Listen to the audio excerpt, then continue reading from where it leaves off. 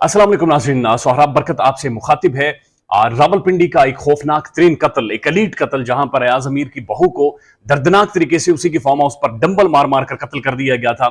उस केस का अभी तक खुलासा इसलिए भी मंजर-ए-आम पर या मीडिया पर नहीं आ सका क्योंकि जो पोस्टमार्टम रिपोर्ट आई थी उसके मुताबिक कहा गया कि उसके पूरे जिस्म पर निशानात थे, तशद्दुद के निशानात थे, लेकिन हतमी तौर पर हम तय नहीं कर सकते कि इसकी मौत की वजह आखिर कौन सा निशान था या मौत की वजह आखिर बुनियादी तौर पर बनी क्या। लेकिन उसके बाद हमने देखा कि कुछ नमूने फॉरेंसिक लैब में भी भेजे गए, पंजाब फॉरेंसिक लैब में, और वहां से अब जो खबरें रिपोर्ट हो रही हैं, ये खुफिया सोर्सेज रिपोर्ट कर रहे हैं, खबरें लीक हो रही हैं, वो इंतहाई तशवीशनाक है और ये तब तक लीक होती रहेंगी, ये स्पेकुलेशंस बनती जाएंगी, एक नैरेटिव बिल्डिंग होती जाएगी जब तक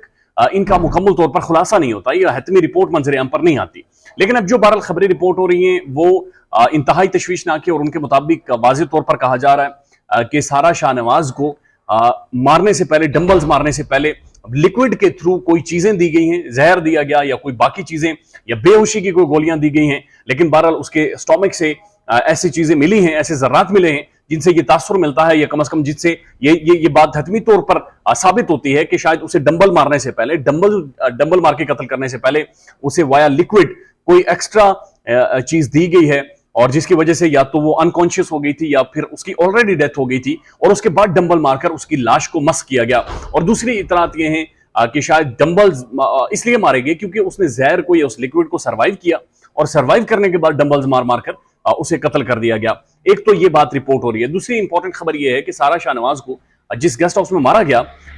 जिस फार्म हाउस पर मारा गया, वहां पर इतलात ये है कि उसके जिस्म पर किसी खातून के निशानात भी हैं। यानी शाहनवाज के मुताबिक तो वो अकेला था जब उसने सारा शाहनवाज को कत्ल किया था, लेकिन अब जो इतलात आ रही है कि उसके जिस्म पर किसी खातून के भी उंगलियों के बहरहाल निशानात मौजूद हैं। अब ये भी खबर रिपोर्ट हो रही है, मुख्तलिफ सोर्सेज से रिपोर्ट हो रही है, लेकिन इसमें भी इंपॉर्टेंट बात यह है कि उस दिन उस फार्म हाउस के अंदर सिर्फ शाहनवाज की मदर थी जो कह रही है कि मेरा कोई ताल्लुक नहीं है सारे कत्ल से और मैंने ही अयाज अमीर को फोन करके बताया था कि आपके बेटे ने इस तरह से कत्ल कर दिया है। और अब शाहनवाज खुद भी कहता है कि मैंने खुद वालिद साहब को बताया, लेकिन यह भी कहा जा रहा है कि उसके जिस्म पर किसी खातून के निशानात हैं। तो ये भी अब बहुत सारी चीजें अब क्लियर होती जा रही है, कम से कम हो सकता है, पॉसिबिलिटीज हैं कि इसकी वालदा का भी कोई रोल हो। तीसरी जो इंपॉर्टेंट चीज सामने आई है वो डेटा रिट्रीव किया है सारा के मोबाइल फोन का, जो चैट होती रही है शाहनवाज के साथ, तो बड़ी इंटरेस्टिंग उसमें डेवलपमेंट ये सामने आ रही है कि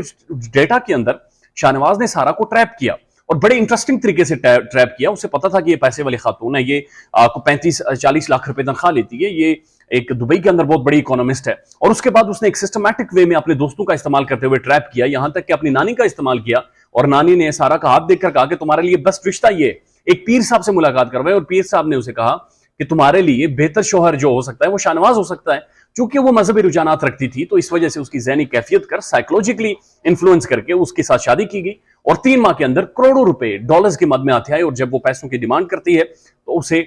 कत्ल कर दिया जाता है, उसे बाकायदगी से मार दिया जाता है। चौथी जो इंपॉर्टेंट खबर यह है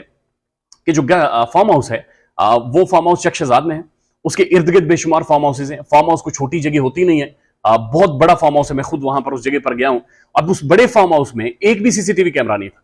या तो फिर सीसीटीवी कैमरास थे और उन्हें उतार लिया गया कत्ल होने के बाद ताकि चीजों को मॉनिटर ना किया जा सके, चीजों को देखा ना जा सके। लेकिन जो मुल्जिम है या जो इसके साथ उसके सपोर्टर रहे हैं वो सबका ये कहना है कि वहां पर कोई भी सीसीटीवी कैमरा मौजूद नहीं था। अब ऐसी पॉसिबिलिटीज नहीं है, मैं इस वक्त गेस्ट हाउस में मौजूद हूं और आप अंदाजा लगाइए कि इसके चारों तरफ भी कैमरे लगे हुए हैं और ये बहुत बहुत छोटे से जगह पर ये गेस्ट हाउस है। और अगर इतना बड़ा फार्म हाउस कि जिसकी